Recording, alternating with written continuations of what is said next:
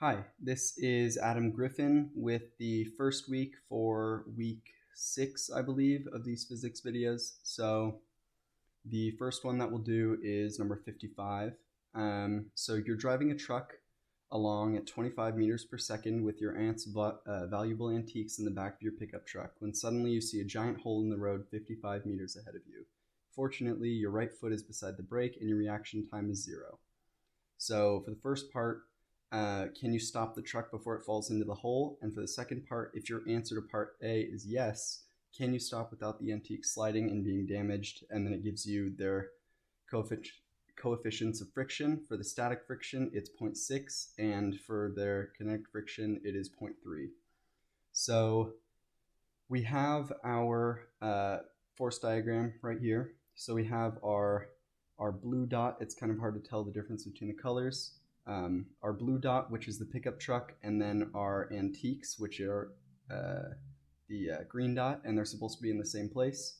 So the pickup truck is moving at 25 meters per second, so that's our velocity, and then we also have the normal force acting on the car and the force of gravity. So our net force is equal to mass times acceleration, and our mass for everything is the mass of the pickup truck, which is represented with the capital M, and the mass of the antiques, which is represented with the little m, times acceleration. So we can substitute the net force with negative F, because that is our force going forward, but in reverse because we're braking.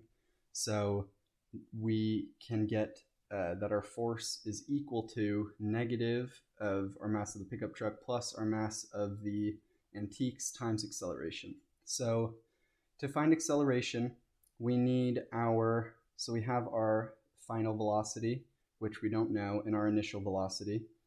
And it is divided by 2 times the distance between where we start and the hole. So we know that with our equations for friction and acceleration and all of that, acceleration equals friction times the gravitational constant.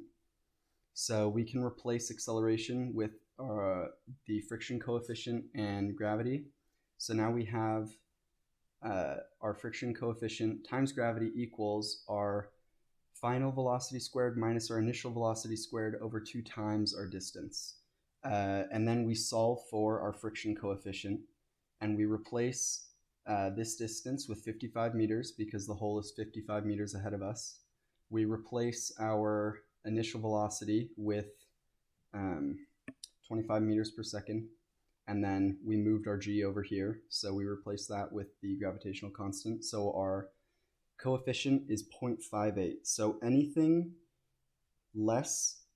with a coefficient less than 0.58 will not be able to be stopped. So if the friction coefficient for the truck is less than 0.58, it cannot stop before it reaches the hole. But we know that the coefficient of rubber on concrete is 0.8. So that is obviously greater than 0.58, and that is from the textbook. So we know that the truck can be stopped before it hits the hole, and the antiques sliding and being damaged can be prevented by just stopping normally, because their coefficients for static friction is 0.6, which is greater than 0.58.